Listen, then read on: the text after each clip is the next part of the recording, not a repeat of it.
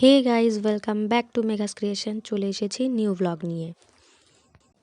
অনেক দিন হয়ে গেল কোনো ভিডিও দেই না, তো আজ বিয়ের অনেক দিন পরেই ভিডিও দিচ্ছি। এতদিন একটু ব্যস্ত থাকার জন্য আমি রেগুলার ভিডিওগুলো দিতে পারিনি, তো ভাবলাম যে এখন থেকে আবার স্টার্ট করি। বিয়ের ব্লগ অবশ্যই তোমাদের সাথে শেয়ার করব।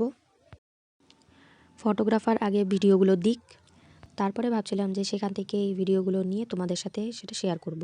তাই এখনও ভিডিও দেইনি, তো খুব তাড়াতাড়ি দিয়ে দেব, সেটাও তোমরা দেখতে পারবে। আপাতত কাল থেকে শিবরাত্রি শুরু হয়েছে, তো আজকে একটু বাড়িতে পুজো দেব, তো সেটাই তোমাদের সাথে শেয়ার করব। তো গাইজ, দেরি না করে চলো তৈরি হয়ে পড়ি। স্নান শেষ করে লেগে পড়লাম পুজোর কাজে।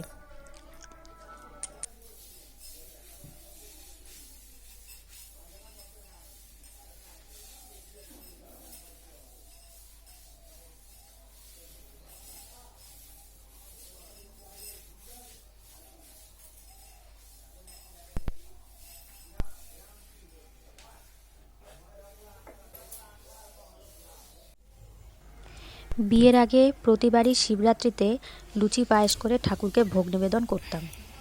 তো বিয়ের পরে শ্বশুরবাড়িতে এটা যেহেতু আমার ফার্স্ট পুজো, তো ঠিক সেইভাবেই পুজোটা করার ইচ্ছে ছিল, তো সেটাই করলাম। এখানে পায়েস বসিয়ে দিয়েছি, পায়েস হচ্ছে, এখন আমি একটু বসে থাকি। আর এদিকে ময়দা মাখা হয়ে গেছে।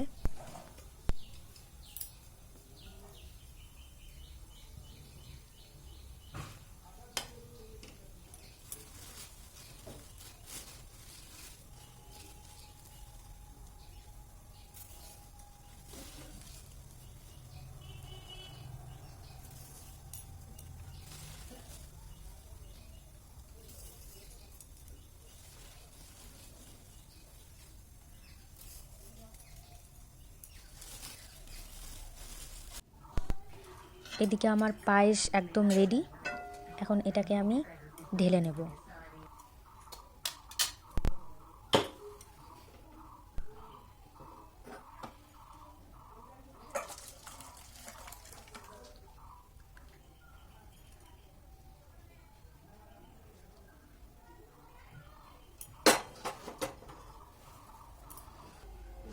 পায়েস রেডি, এদিকে আমি এখন লুচিগুলোকেও এক এক করে ভেজে নেব।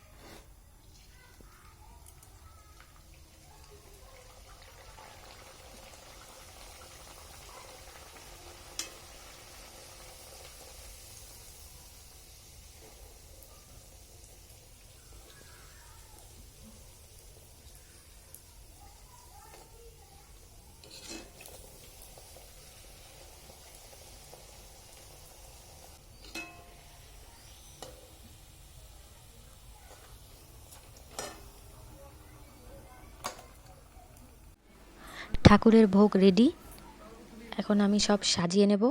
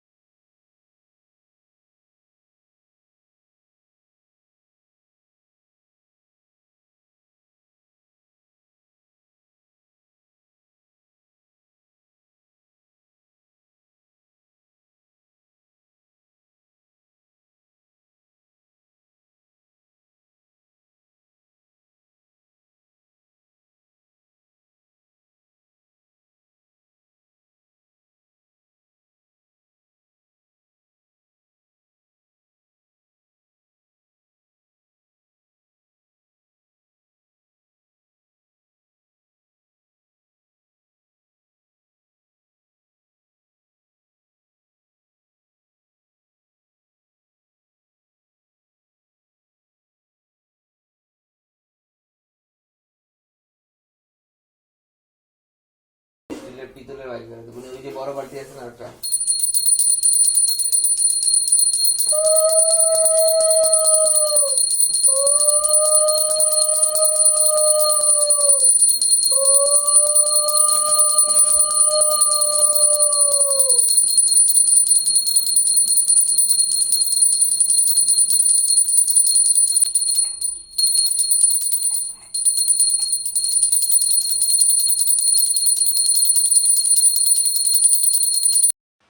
বিয়ের পর শ্বশুরবাড়িতে আসার পর কত নতুন মানুষের সাথে পরিচয় হয়।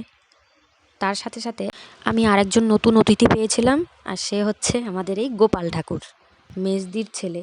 সে বিয়ের দিন আমায় এটা দিয়েছিল, আর দিয়ে বলেছিল, মামি একটা বড় দায়িত্ব দিলাম কিন্তু তোমাকে।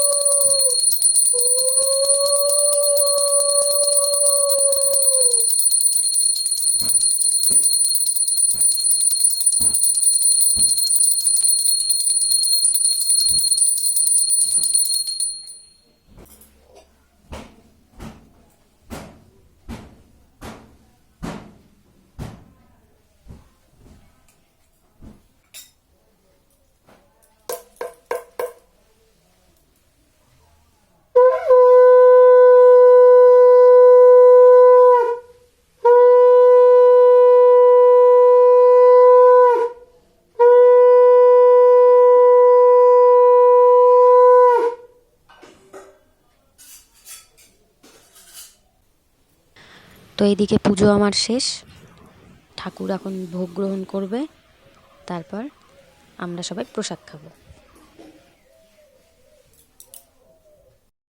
এই হচ্ছে আমার ঠাকুরের ছোট্ট আসন। আপাতত ঠাকুর এখানেই বিরাজমান।